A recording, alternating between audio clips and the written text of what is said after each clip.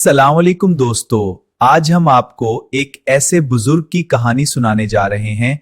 ये वो हस्ती हैं जिन्होंने अपनी जिंदगी इबादत, खिदमत खल्क और रूहानियत के लिए वक्फ कर दी। आज की इस वीडियो में हम जानेंगे उनकी मुकम्मल तारीख, करामात और उनकी तालीमात।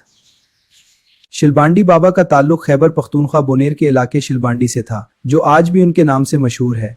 उनकी पैदाइश एक नीक और दीनदार घराने में हुई। बचपन से ही वो आम बच्चों से मुख्तलिफ थे। सुबहान अल्लाह, ला इलाहा इल्लल्लाह, अल्लाहु अकबर।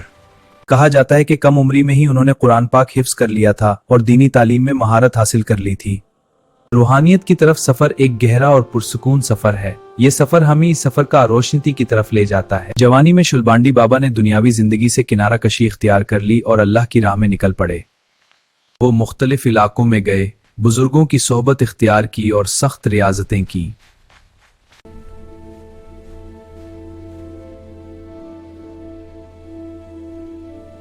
लोग कहते हैं कि उनकी दुआएं बहुत जल्द कबूल होती थीं और वो एक कामिल वलीउल्लाह बन गए थे।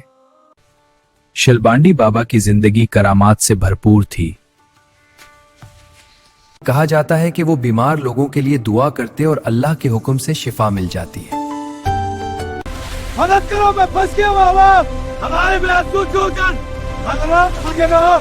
बाज रवायात में है कि वो दिलों की बात जान लेते थे। बहुत परेशान हूँ, मदद कीजिए।